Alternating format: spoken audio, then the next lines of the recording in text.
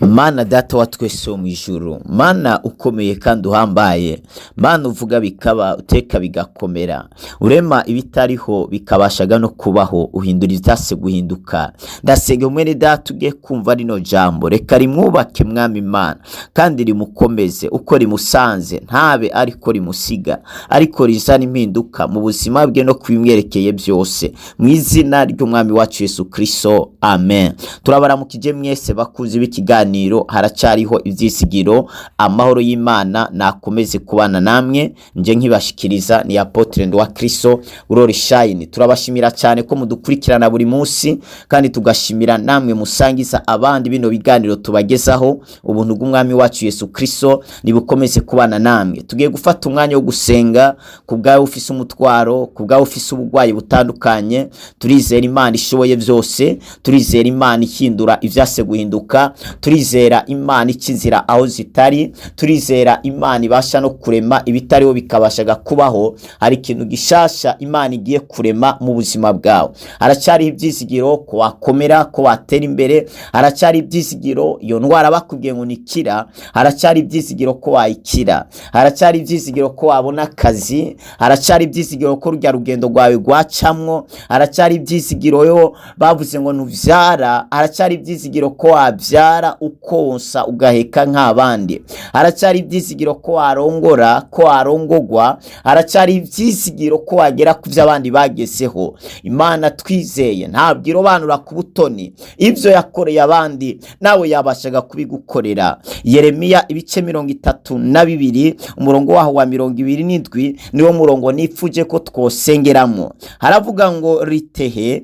duhoraho Imana y'abariho bose, mbega hari ikintu na kimwe kinanira? Turasengera ku ijambo rivuga ngo nta kinanira Imana, nta kinanira Imana, nta kintu na kimwe kinanira Imana. Hejuru y'ibintu byose, hejuru y'abakomeye, hejuru y'abahambaye, hejuru y'abaprezida, hejuru y'abakuru, hari Imana isumba byose. Hari Imana yamyeho byose bitarabaho, abamarayika batarabaho, abaserafi bizima bine bitarabaho, Imana yamyeho. Ijuru n'isi bitarabaho, Imana yamyeho. Ni Imana soko y'ibintu byose, niyo yashizeho byose. Ibyo dutinya, ibyo twita ko bikomeye, byose byasizweho nayo. Niyivuga bikaba, niyitegeka bigakomera, niyo yugurura ntihagire uwugara. Iyo yarambuye ukuboko ngikora ikintu, nta muntu numwe yafunya,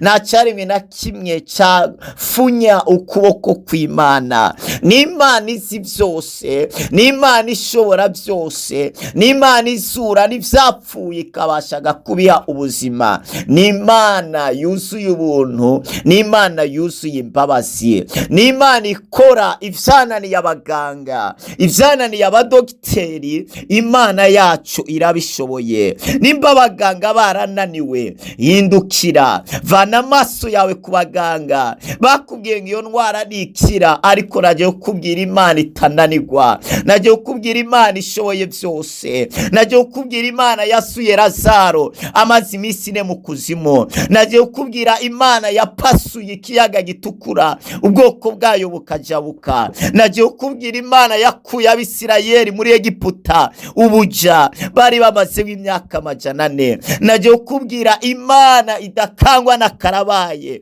Imana idakangwa n'ibikomeye, Imana iteye ubwoba. Rebo shata, reka itere ubwoba ivyari biguteye ubwoba. Ndumva Imana ije gutera ubwoba basi bawe, ndumva Imana ije gutera ubwoba iyo ndwara, ndumva Imana ije gutera ubwoba ivyari bimaze igihe biri kugukanga. Hari Imana ihagurutse kugira ngo ibitere ubwoba, hari Imana ihagurutse kugira ngo irenganure ubuzima bwawe. Wararenganijwe, ariko Imana ije kurenganura ubuzima bwawe. Hari ibintu vyapfuye, ariko yamasundege bondo. Ndakunda umwami Yesu. Bamubwira ngo Lazaro yapfuye, Yesu arababwira toya, Lazaro arasinziriye. Bamubwiye ko agwaye, yavuganye indwara agwaye si yo kumwica. Bamubwiye ko yapfuye, Yesu avuga ko asinziriye. Ereka hari ibintu mu maso y'abantu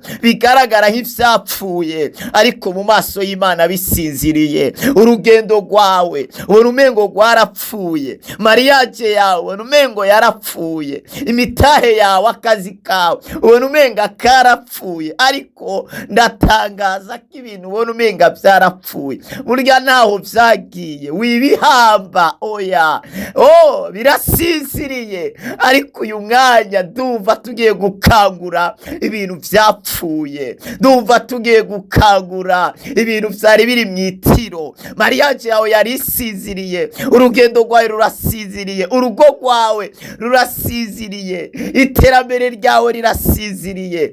Izina rya Yesu turarikangura.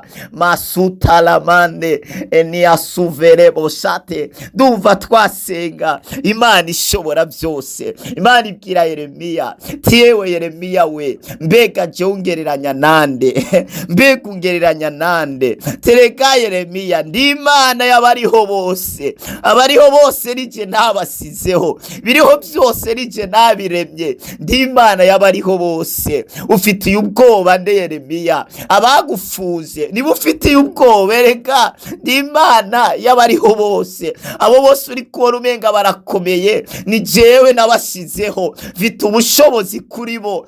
Ramando, nkuraho uwo ngomba nkimika uwo shaka. Ntihagire n'umwe Yeremiya we agutera ubwoba, erega duhoraho Imana y'abariho bose. Tereka Yeremiya we, nta kintu na kimwe kinanira. Murongo w'itatu mu bice 33 Imana ikirakomeza ibwira Yeremiya, ngerega mpamagara.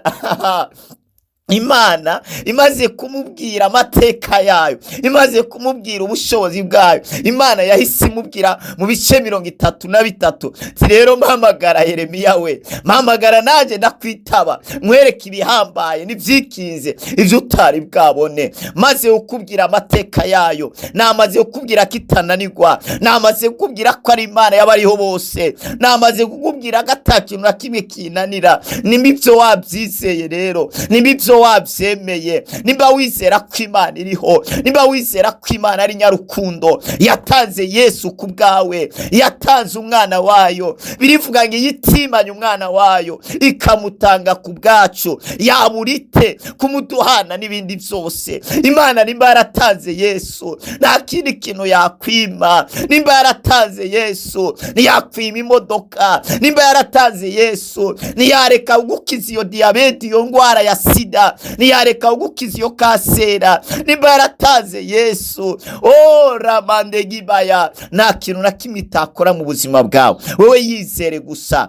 kura amaso ku by'abaganga bakubwiye iyo ndwara ntikira. Kura amaso kuri bo, kura amaso ku aya masuta, kura amaso kuri iyo miti, kura amaso ku by'abantu bavuze ngo ntibishoboka. Ariko amaso yawe yashire ku Mana. Izere Imana, izere imbaraga z'Imana. Imana iriho kandi irakora. Ndumva igiye gukora ibidasanzwe hejuru y'ubuzima bwawe. Ndagomba ngo uyizere gusa, kubera byose bishobokera uwizera. Nimba wizera muri kano kanya, hari ukuboko kw'Imana gutagaragara kugira gukore ibikorwa bikomeye hejuru y'ubuzima bwawe. Iyi ndwi rabadegi bakaya irahera ubona igitangaza c'Imana. Ibintu bitashobokaga ndumva bigiye gushoboka. Aho utabonaga inzira ugiye kuhabona inzira. Reka tuyihamagare. Reka tuyihamagare muri ako kazi kawe, reka tuyihamagare mu rugo rwawe, reka tuyihamagare muri business yawe, reka tuyihamagare muri urwo rugendo rwawe, reka duhamagare Imana muri iyo mariage yawe, reka duhamagare Imana muri ivyo bibazo vyawe, reka duhamagare Imana mu gihugu cyacu, reka duhamagare Imana yuzuza ibituzuye. Warahamagaye abantu ntacyo bakoze, wahamagaye imiryango ntacyo yakoze, witabaje abantu nta na kimwe bakoze, baguhaye umugongo, ariko tabaza Imana.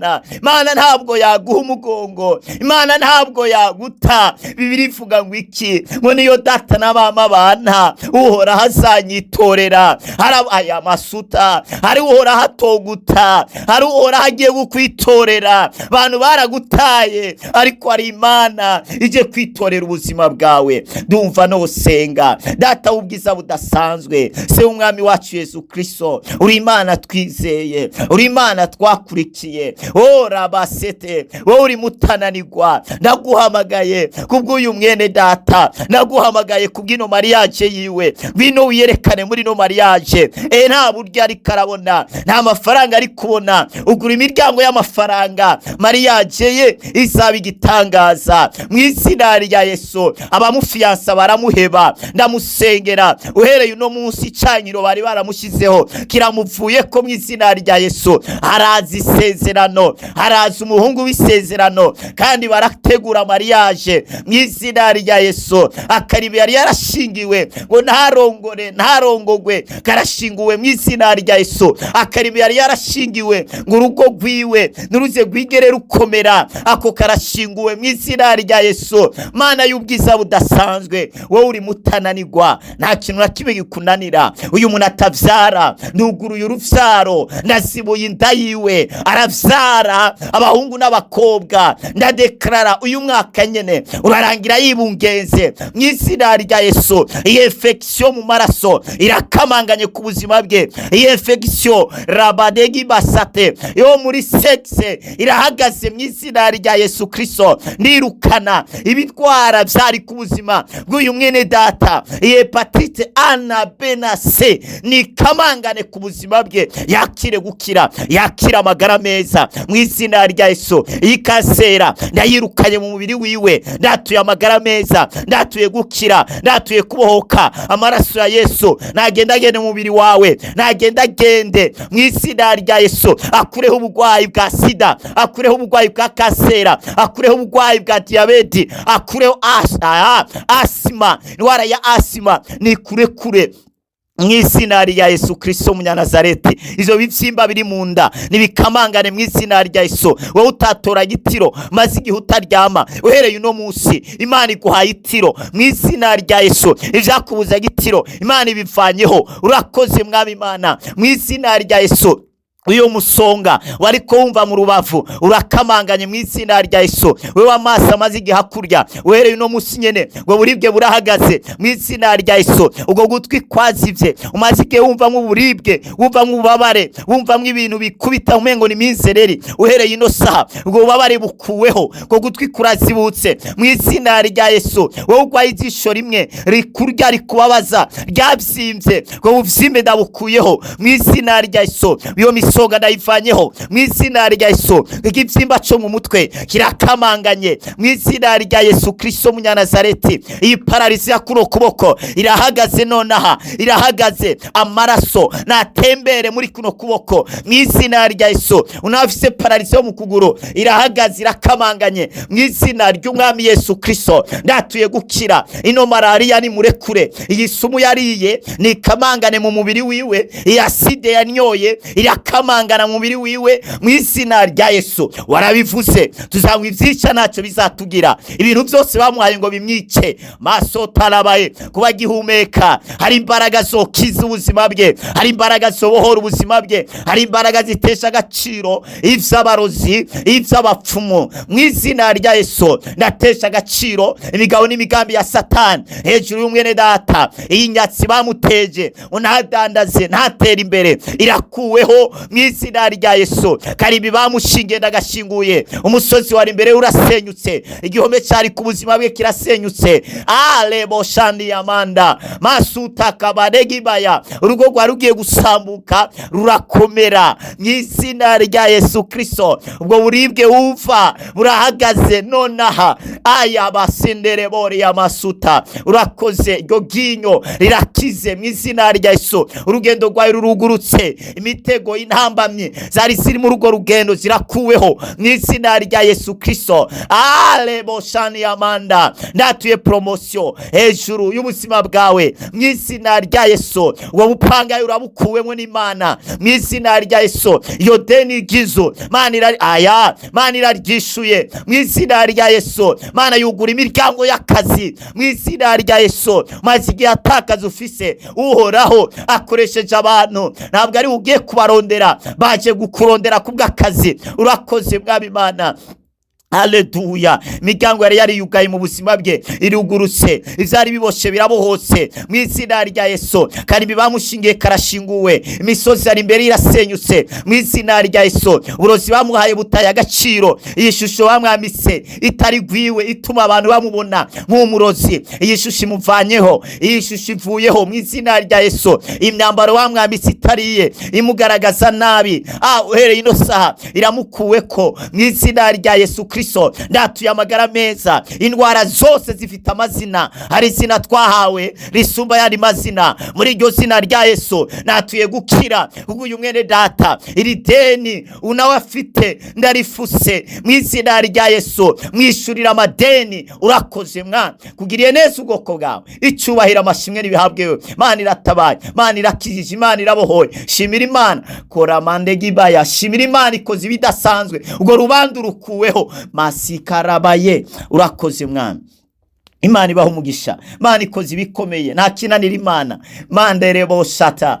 Haleluya. Urifuza kubandanya usengerwa, ufise umutwaro runaka, WhatsApp yacu niyi +257 65 77 339 agasaraba 257 665 177 339 niyo WhatsApp mushobora gutwandikiraho. Ufise inzozi za kuzazaniye, tuba tuhari kubwanyu kugira ngo tubashe kubafasha. Imana niguha umugisha.